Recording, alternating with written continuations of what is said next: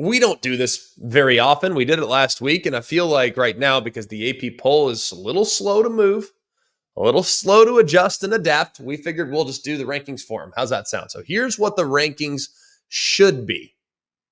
Alabama should be number one. They had the best win in the sport. They beat Georgia. Was it as convincing as Texas's win against Michigan? No, it was not. But I think Georgia's a whole heck of a lot better than Michigan.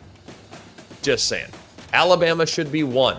Texas should be two. Beating Michigan is rock solid, okay? Really, really good. Tennessee should be number three.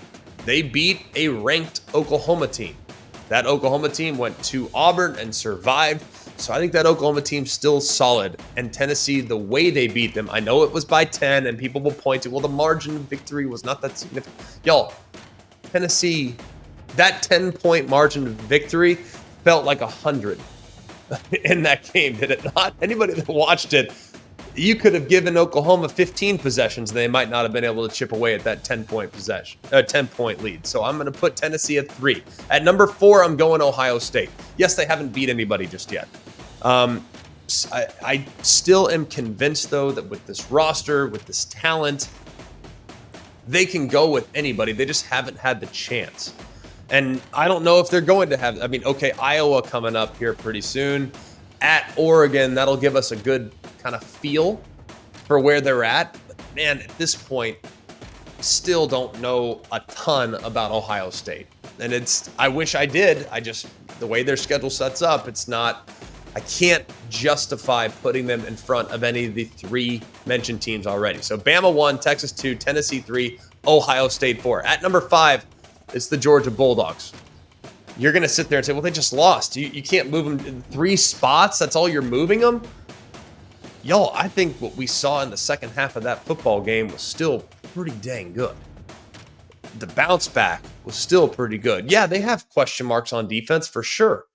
But how many people feel real confident about teeing it up against Georgia right now? Would you want to? Would you want your team to? You might feel like they're a little more vulnerable than they've been, but it's still Georgia. They still got weapons. They still got dudes, and they can still beat you in a bunch of different ways. And they have a resume, because guess what? That Clemson win looks better and better and better. Remember, they beat Clemson week 1 by 31 points. So Georgia is still in the top 5 even after the loss. At 6, I have Penn State. They beat a ranked Illinois. I think Penn State is a little bit underrated right now.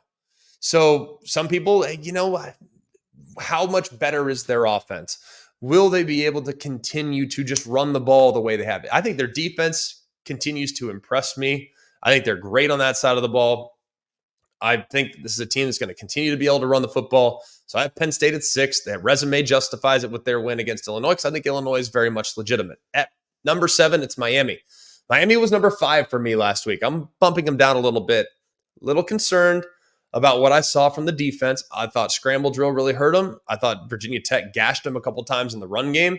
And I did not think that they were able to apply as much pressure as I hoped that they would against Virginia Tech. So Miami goes from 5 to 7. They slide down just a hair. At number 8, it's Oregon.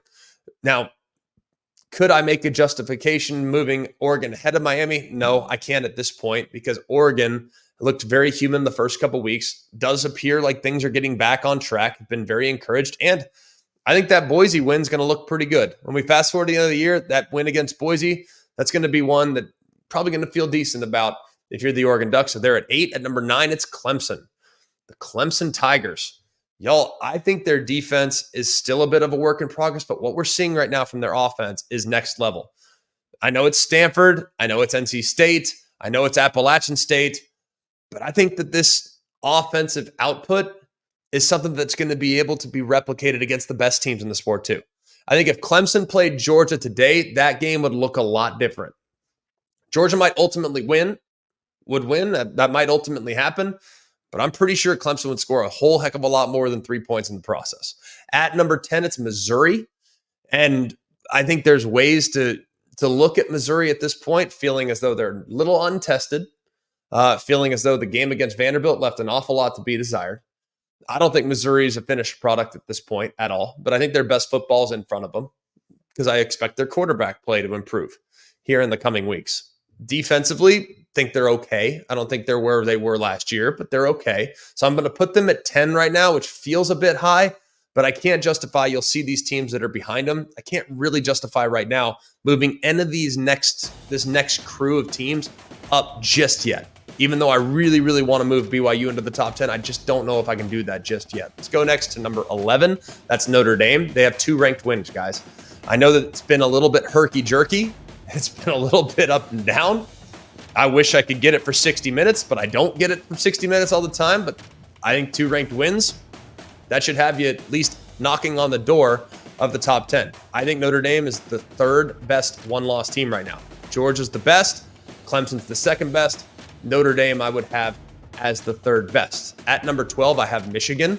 They did beat USC, who I love. I have USC at 13. Got to give Michigan credit. I think Michigan right now is very one-dimensional, and I'm not sure that their recipe is going to work against everybody they play, but you got to give them credit where credit is due. They beat SC, and SC is at 13, and I cannot justify having SC ahead of Michigan at the moment. At 14, I have BYU. BYU is better than people realize, guys. They are much better than people realize. Remember, this is a group that held SMU in check, totally held SMU's offense in check. That was a good, solid performance defensively. They dismantled Kansas State. And while Kansas State made a lot of mistakes in the game, you have to give credit to BYU. And then they hung on for dear life against Baylor last week. But this is an undefeated group that deserves some consideration. They should be in the top 15. At 15, I have Ole Miss. I believe Ole Miss still has firepower that is going to be very difficult for most teams to contain. I think Kentucky played them really, really well. But I think Ole Miss is still a very real contender at the moment. But nobody slid more than them after this past week's performance. And just on the outside of the top 15, I wanted to fit them in. I just didn't know where. Iowa State and Indiana. Iowa State, undefeated, rock solid. We'll see about them. I think the win against Iowa is rock solid as well. So like Iowa State, but Indiana. I am desperate to get Indiana in the top 20. They won 42-28 against Maryland. The Hoosiers are now 5-0 this year. That is tied for the 2nd best start to a season in Indiana football history and the best since 1967. They started that year 8-0. 67 was the last time Indiana won a share of the Big Ten, I might add. So maybe Curt Cignetti can find some magic here moving forward for Indiana, and they can replicate the success of a team from nearly 60 years ago.